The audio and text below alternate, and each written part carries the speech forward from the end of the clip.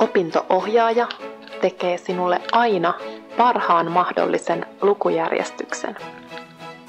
Joskus lukujärjestyksessä voi olla hyppytunti, koska siihen kohtaan ei ole sinulle sopivaa kurssia. Voit käyttää hyppytuntiajan esimerkiksi läksyjen tekemiseen.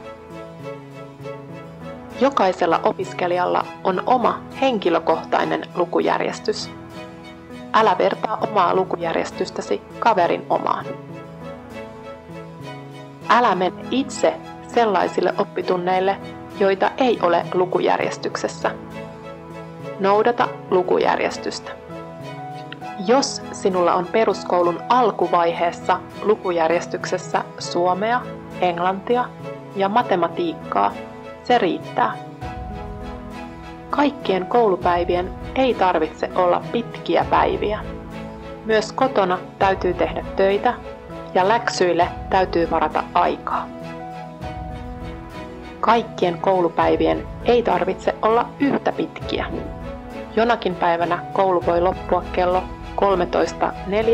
13.40, toisena päivänä kello 11.35. Perjantaisin opetus loppuu aina kello 11.35.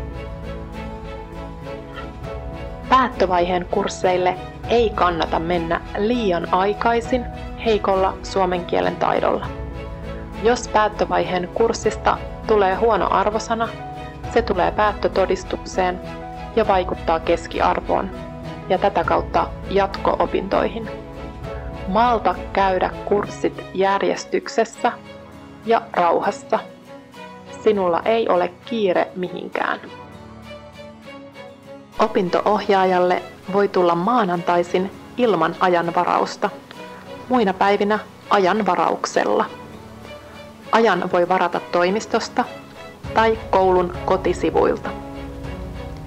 Jakson 3 ensimmäisenä päivänä voi tulla ilman ajanvarausta esimerkiksi seuraavista syistä. Jos lukujärjestys on tyhjä.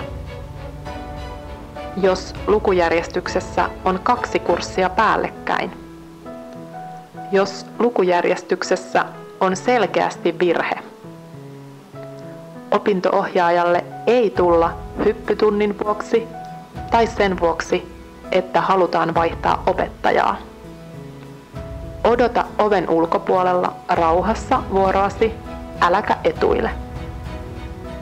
Jos sinulla on toiveita esimerkiksi aikataulujen suhteen, tule käymään opinto-ohjaajan luona ennen jakson vaihtumista. Silloin lukujärjestykseen voi vielä vaikuttaa.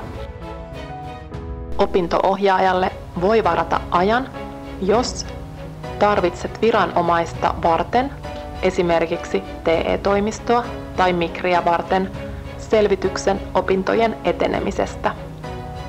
Jos mietit, kauanko sinulla on vielä peruskoulua jäljellä. Jos mietit, minne hakisit peruskoulun jälkeen.